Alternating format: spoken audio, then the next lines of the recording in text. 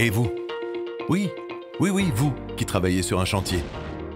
Savez-vous qu'en Île-de-France, un incendie sur chantier a lieu tous les 3 jours?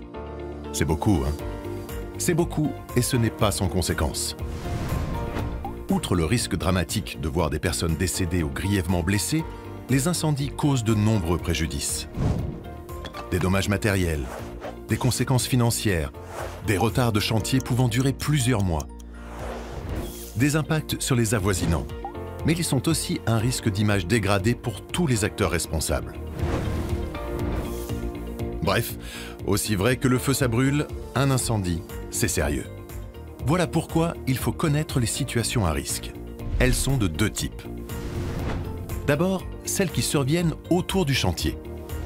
Cela peut être le fait de déchets pas stockés convenablement, de sciures de bois entassées dans un coin de la pièce, mais aussi d'une interdiction de fumée non respectée, de produits chimiques inflammables stockés à côté des points chauds, ou de branchements multiples avec des puissances inadaptées. Et la liste est encore longue. Il y a également les situations qui se produisent directement pendant les travaux. L'installation d'isolants biosourcés à l'insu de l'opérateur, la méconnaissance de la réaction au feu de certains matériaux ou mobiliers, l'absence de consignation des réseaux dans l'existant, ou bien le manque de transmission d'informations essentielles entre les différents acteurs du chantier. Autant de situations qu'il faut anticiper.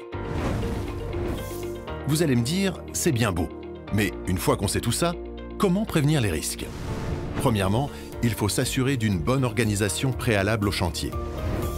Obtenir un permis de feu, organiser la coactivité et les branchements électriques, ajuster et communiquer sur les plannings de livraison et d'intervention. Deuxièmement, sur le chantier même. Il est nécessaire d'éviter les stockages trop importants de matières combustibles et les stockages parasites, de créer une zone de stockage dédiée aux produits inflammables, de bien connaître la réaction au feu des matériaux, mais aussi de nettoyer les poussières, d'organiser la surveillance pendant 2 heures après la pose d'un matériau par point chaud et de bien se protéger. Enfin, il faut se former régulièrement, connaître les règles générales, savoir utiliser un extincteur, maîtriser les procédures d'alerte, faire des simulations.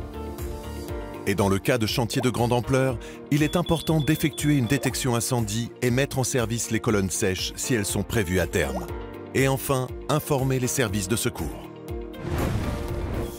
Gardez bien en tête qu'en cas d'incendie, l'entreprise à l'origine des dégâts voit sa responsabilité civile mise en cause, et même sa responsabilité pénale en cas de dommages corporels. Voilà, vous savez tout sur les risques d'incendie et comment éviter à vos chantiers de partir en fumée.